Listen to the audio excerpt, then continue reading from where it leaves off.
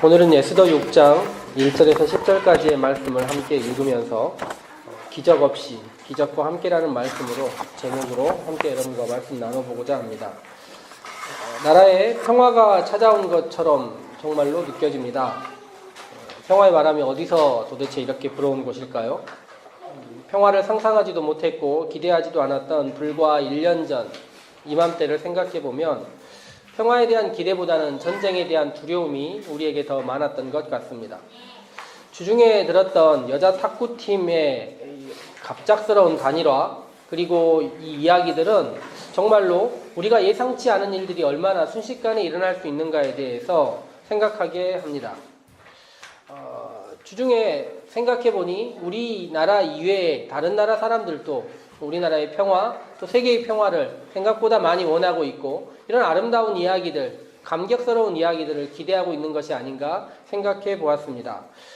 때마침 우리 교회가 함께 이 에스더라는 성경을 읽고 있는 것도 참 놀라움인데 세계사의 관점에서 살펴보자면 우리나라는 어떤 나라도 보호해주지 못하는 유대인과 같은 상황을 지내고 있었습니다. 솔직히 말하자면 우리 편은 하나도 없었던 것 같습니다. 우리 내부에서조차 평화를 원하지 않았던 세력이 오히려 더 득세하고 있었던 것을 생각해보면 헬조선, 탈조선 이런 말들이 보편화된 시대를 살고 있었던 것입니다.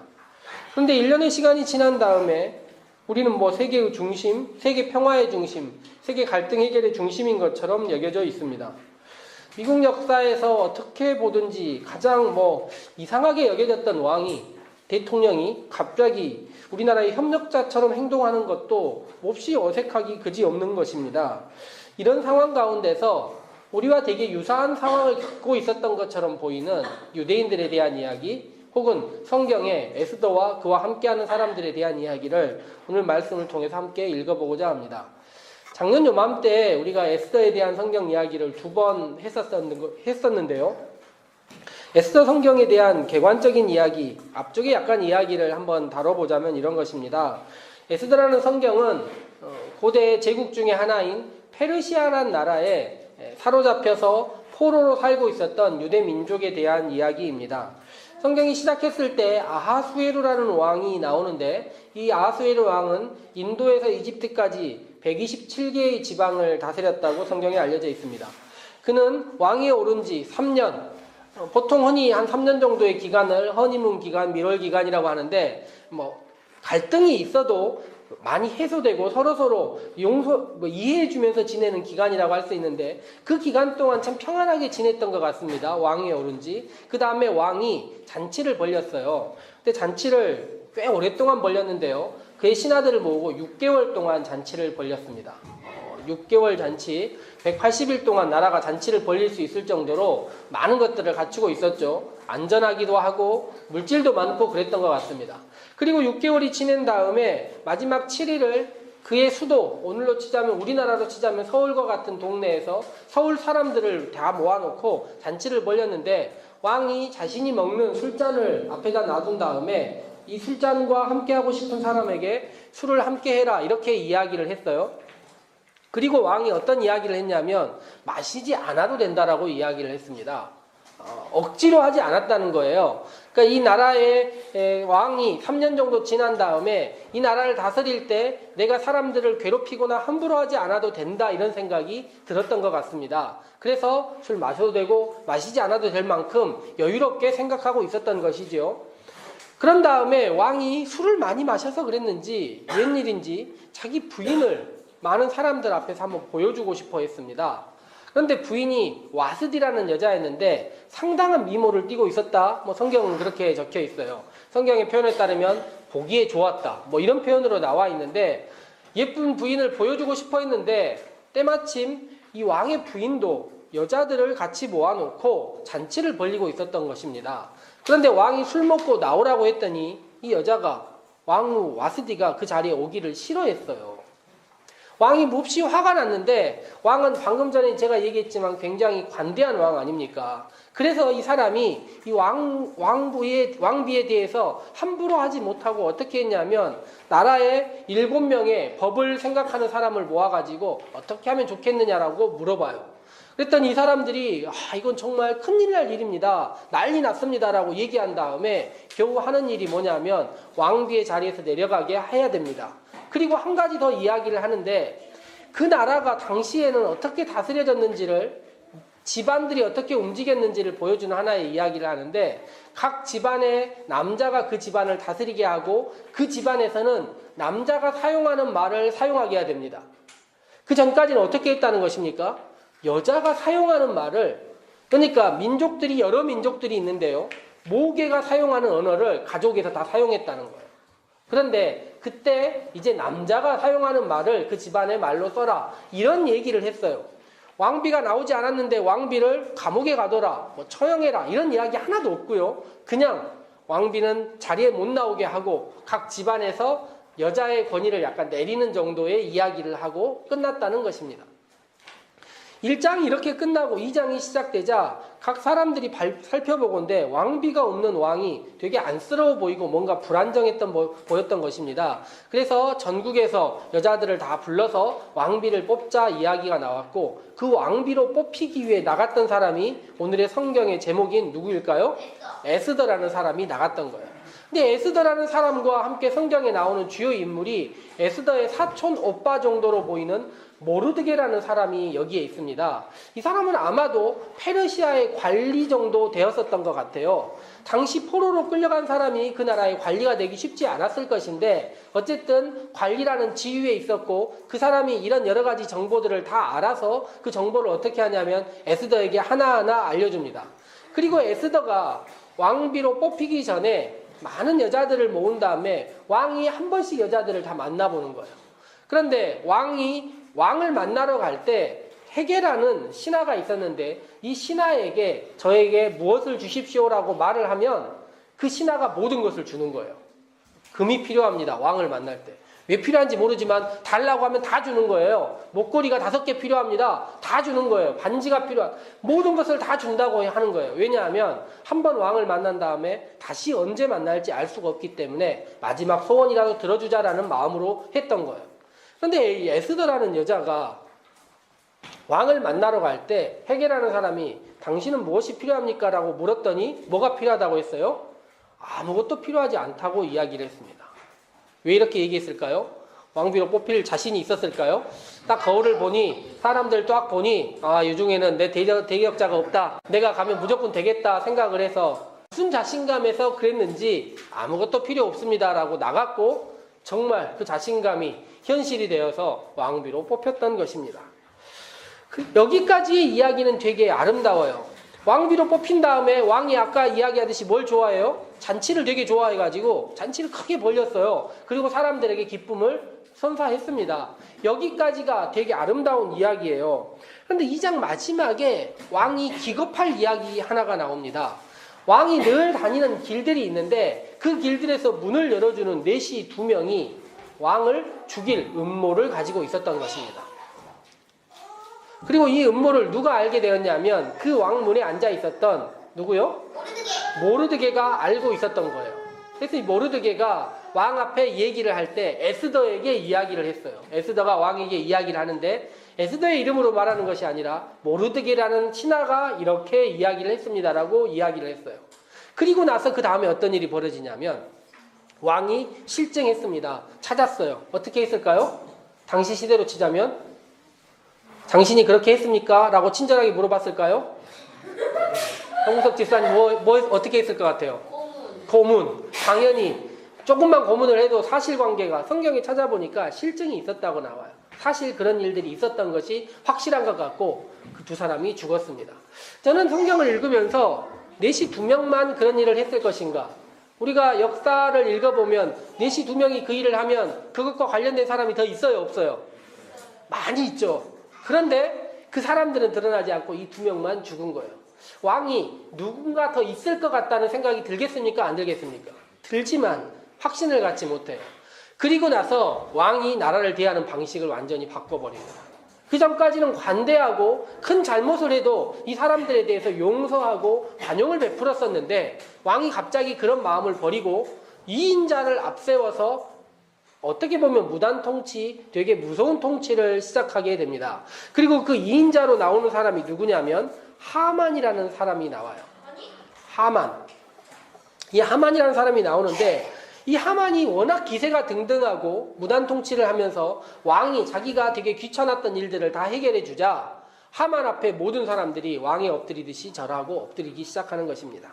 그런데 모든 사람이 절하고 엎드리는데 딱 한 명 엎드리지 않는 사람이 있어요. 누굽니까? 모르드게가 엎드리지 않았던 것입니다. 그러면서 왜 그렇게 하지 않는지를 이야기를 해요. 나는 유대인이라서 그렇게 할 수 없다라고 이야기하는 것입니다. 하만은 유대인, 자신은 유대인과의 관계를 생각하면서 이 아각 사람, 자기의 그 민족의 뿌리를 생각하면서 유대인과 오래된 안 좋은 관계를 생각하면서 그렇다면 이 모르드게 한 명만을 처치할 것이 아니라 그 민족 전체를 내가 처단해야겠다라고 생각한 것입니다.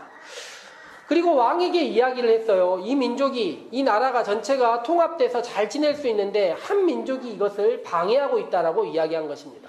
왕은 이 인자를 너무 믿고 있었던 탓인지 자기의 반지를 빼주면서 네가 하고 싶은 대로 해라라고 이야기를 했어요. 그리고 나서 이 사람들이 제비를 뽑습니다. 1월 달에 제비를 뽑아서 언제 유대인들을 죽일까 함부로 할까 얘기를 했더니 몇 월 달이 뽑혔어요? 12월 달이 뽑혔습니다. 유대인들의 남은 날은 몇 달이에요? 이제 11달이 남았던 것입니다.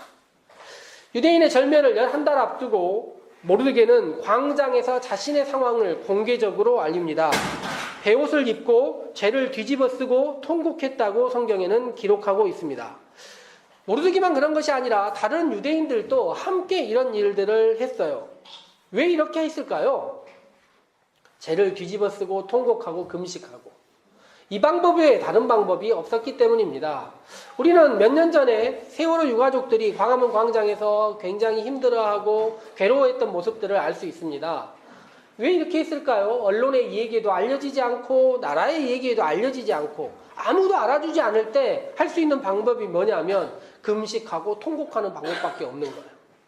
그런데 이 모르드게와 유대인들에게 마지막 희망의 끈이 딱 하나 있습니다. 그게 누굴까요? 에스더예요.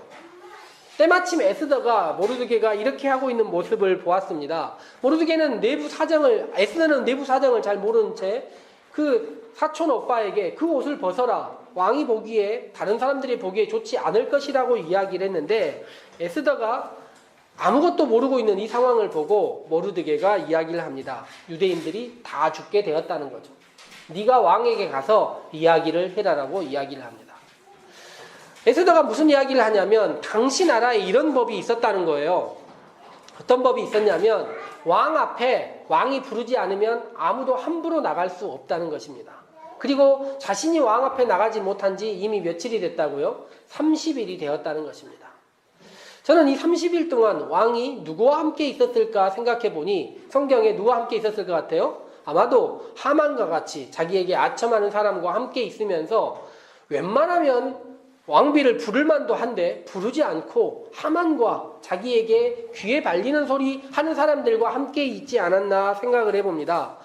그때 자신은 왕이 부르지 않으면 나갈 수 없다 하는 이야기를 듣고 모르드게가 에스더 4장 13절 14절에 이렇게 이야기를 합니다. 너는 왕궁에 있으니 모든 유다인 중에 홀로 목숨을 건지리라 생각하지 말라. 이때 내가 만일 잠잠하여 말이 없으면 유다인은 다른 데로 말미암아 노임과 구원을 얻으려니와 너와 내 아버지 집은 멸망하리라. 내가 왕후의 자리를 얻은 것이 이때를 위함이 아닌지 누가 알겠느냐. 이 이야기는 굉장히 놀라운 이야기인데요. 에스더에게 모르드게가 하면서 너와 내 아버지 집, 남의 집을 이야기하는 것이 아니라 자기도 함께 있는 그 집안을 이야기하는 것입니다. 네가 함께하지 않으면 우리 집은 멸망할 수밖에 없다. 그렇지만 유대인은 다른 데로 말미암아, 다른 데란 누구입니까? 말하지 않지만 하나님으로 말미암아 구원을 얻을 수 있다는 것입니다.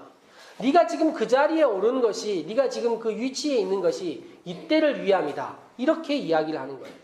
이 이야기를 듣고 에스더가 어떻게 합니까? 유다인을 다 모으고 금식하되 3일 밤낮 동안 금식해달라 이야기를 합니다. 그리고 나는 나의 시녀와 더불어서 함께 금식한 다음에 규례를 어기고 왕에게 나가겠습니다. 금식을 3일 하는 동안 무슨 일이 있었을까요? 3일 금식을 해보신 분이 많지 않으시죠? 예? 기도 뭐 이런 거 한다고 3일 금식 해보신 분들 많지 않으시겠지만, 그렇죠. 금식을 하면 뭐가 가장 일상과 달라지냐면, 금식을 하면 뭐가 달라질까요? 24시간이 굉장히 길다는 것을 알 수 있습니다. 그리고 우리가 밥 먹는데 되게 시간을 많이 쓴다는 것을 알 수 있어요. 그러니까 72시간이 잠도 잘 안 와요. 그래서 거의 모든 시간을 기도하거나 생각할 수 있어요. 먹는 걸 빼버린다면 말이에요. 저는 에스더가 함께 나를 위해 기도해달라 혹은 금식해달라 이야기하면서 그 72시간 동안 무척 고민을 했을 것 같습니다. 어떻게 해야 될 것인가? 이 문제를 어떻게 해결해야 될 것인가를 금식했다고 적혀 있는데, 성경에 있는 말과 우리의 생각 가운데 금식하면서 뭐 했을 것 같습니까? 기도했을 것 같습니다. 그리고 자신들에게 남아있는 시간을 생각했어요. 자신들에게 남아있는 시간이 며칠입니까? 11달이에요. 근데 이 11달이 정치적으로 생각하면 짧을까요? 길까요? 굉장히 긴 시간이에요. 우리나라 작년 1년과 올해 1년 사이, 지금 대통령 선출된 다음에 한 12달, 11달, 12달 지났는데 이 사이에 얼마나 많은 일이 벌어질 수 있습니까? 정치적으로 11달은 어마어마한 기간입니다.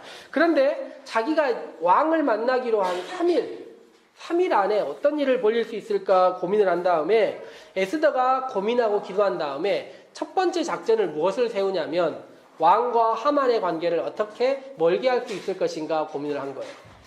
그래서 왕 앞에 나갑니다. 3일을 기도한 다음에 금식한 다음에 왕 앞에 나가요. 금식을 했더니 한 가지 더 좋은 효과가 있었던 것 같아요. 어떤 효과가 있었습니까? 사건을 많이 먹을 수 있어요. 아니죠. 어떻게 됐습니까? 얼굴이 예뻐 보였나 봐요. 예? 얼굴이 예뻐 보였나 봐요. 약간 수척해 보이는 미가 있었던 것 같습니다. 그래서 왕 앞에 딱 나갔더니 왕이 그 얼굴을 보고 너무 예뻐 보였나 봐요. 원래도 예쁜 여자를 뽑은 데다가 3일 금식하고 나온 여자가 더 예뻐 보였나 봐요. 그래서 어떻게 하냐면 자기가 가지고 있는 금호를 내밀고 에스더가 그것을 잡아서 생명 연장이 됩니다. 여기까지가 1차 이야기예요. 그리고 나서 왕도 생각한 거예요. 에스더가 괜히 나올 리 없다는 것을 알고 있었던 것입니다. 그래서 무엇을 해요? 왜 내 앞에 나왔느냐? 원하는 것이 무엇이냐? 물었던 것이죠. 에스더가 이야기를 합니다. 제가 잔치를 벌릴 테니 왕이여 그 자리에 왕의 2인자 총리 하만과 함께 와주십시오. 이 이야기를 들은 왕도 기뻤지만 누가 제일 기뻤을까요? 하만이 엄청 기뻤던 거예요. 그리고 나서 그날 잔치에 저녁에 갔습니다. 잔치에 갔을 때 왕과 함께 즐거운 시간을 보내고 왕이 당신이 원하는 게 무엇입니까? 라고 다시 물었을 때 에스더가 이 두 번째 이야기가 정말 기도한 사람의 이야기예요. 목숨을 걸고 한 이야기입니다. 왕에게 뭐라고 이야기하냐면 내일 이야기 드리겠습니다. 하루만 시간을 주십시오. 이미 왕이 왔을 때 원하는 것을 이야기했어야 되는데 그 하루의 시간을 더 갖겠다고 이야기하는 게 이게 신의 한 수입니다. 요 이야기를 하고 누가 가장 기분이 좋아요? 하만이 기분이 가장 좋습니다. 하만이 집에 가서 온 동네 사람에게 자랑을 해요. 왕과 딱 저기만 불렀다는 거예요. 이게 어떤 일인지 모른 채 자랑을 합니다. 그리고 에스더가 생각했던 그 하루의 시간이 이제 왕에게 주어졌습니다. 왕은 오늘 우리 성경을 딱 시작할 때 보면 첫 번째 구절이 나오죠. 첫 번째 구절이 뭡니까? 그날 밤에 왕이 잠이 오지 아니하므로. 많은 사람들이 이 성경 해석하면서 이 첫 번째 구절 우연이다 뭐 이렇게 생각하는데 저는 3일 금식의 시간을 알고 있는 사람으로서 우연이 아닐 것이라고 생각합니다. 왕에게 이 정도의 힌트를 주고 생각할 거리를 준다면 왕은 분명히 고민할 것이라고 누가 생각한 것입니까? 에스더와 모르드게는 생각한 거예요.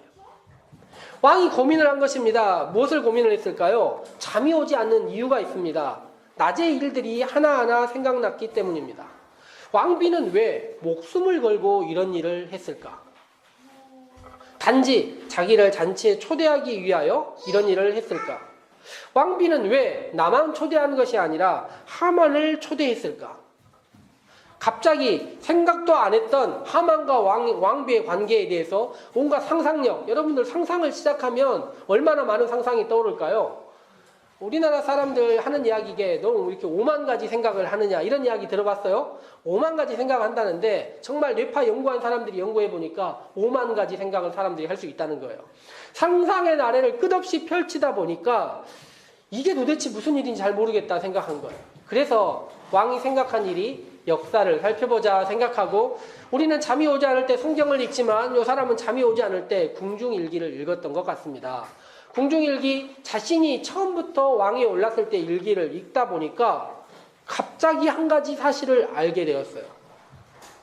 자신을 죽이려고 했었던 내시들이 있었다는 것을 알게 됐습니다. 그리고 이 모든 나라의 이 무단정치의 시작이 그때부터라는 것을 알게 됐어요. 그리고 그것을 알려준 사람이 모르드게라는 사람이라는 것을 알게 되었어요. 그리고 사람들에게 이야기했어요. 모르드게에게 어떤 관직을 베풀고 어떤 상을 주었느냐. 놀랍게도 어떻게 했다는 거예요? 아무 일도 하지 않았다는 것입니다. 모르드게가 유다인이라는 것을 왕도 알고 있을 터인데 그렇다면 왕이 순식간에 많은 조각들이 순식간에 맞춰지는 것입니다.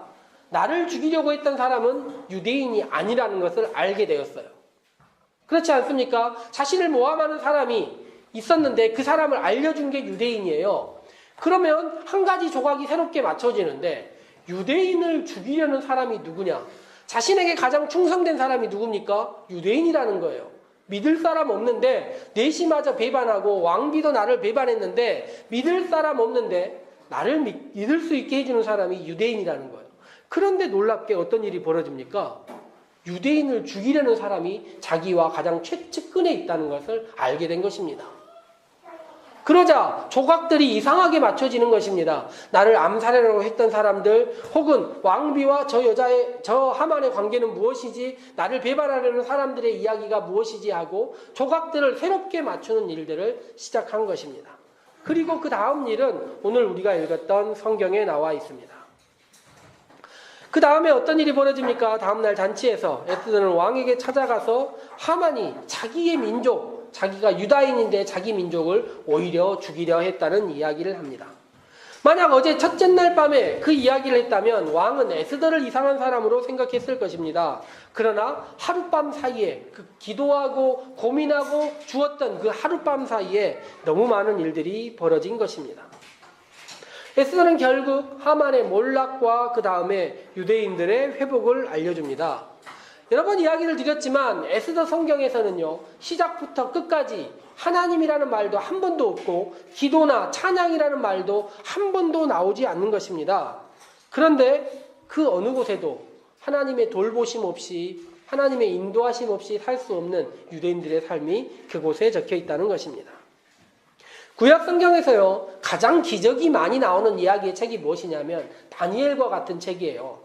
시작부터 너무 놀라운 기적들이 많이 일어나고 사자굴에 빠져도 괜찮고 불 속에 들어가도 괜찮고 놀라운 일들 천지입니다. 만나는 왕마다 다니엘을 너무 좋아하고 호의가 넘치는 이야기들이 넘쳐나요. 그런데요. 유대인들이 이 힘든 페르시아 시기 이후부터 계속된 지나온 시단계를 지내면서 자신들이 기적이 필요할 때 자신들의 삶에 위로가 가장 필요할 때 읽는 책이 무엇이었냐면 다니엘이 아니라 에스더라는 책입니다. 그들은 에스더를 읽으면서 이것이야말로 진정한 기적이라고 생각하는 것입니다.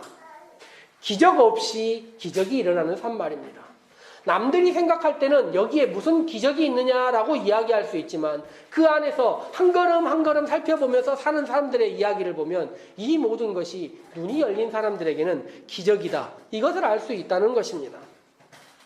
그러면 그들이 이 일상에서 나타난 삶의 용기, 정의, 성실함 이런 것들을 어디서 배웠겠습니까? 권력자들의 눈치만 보면서 무릎 꿇고 절하다가는 그런 마음들이 어디서 생길 수 있었겠습니까?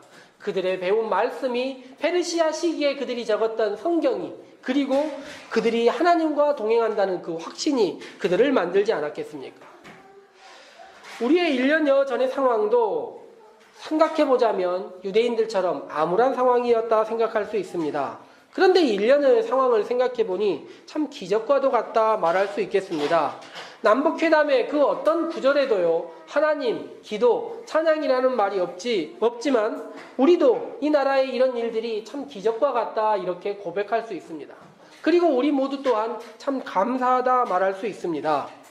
그렇다면 이제 여기서 끝나는 것이 아니라 앞으로 우리 민족의 미래, 또한 남북의 미래, 또 우리뿐만이 아니라 동아시아 그리고 전 세계의 미래 또한 우리가 기적이 보이지 않지만 기적과 같은 삶을 살 수 있도록 어떻게 하겠습니까? 에스더의 시대와 같이 무릎을 권력들 앞에 꿇는 것이 아니라 온전히 하나님만 바라보고 살아가고, 또한 우리가 함께 서로 연대하고 평화를 소망하고 살아갈 때 기적 보이지 않지만 기적이 일어나는 삶을 우리들이 살 수 있을 것이라 생각해 보는 것입니다. 함께 기도하도록 합시다.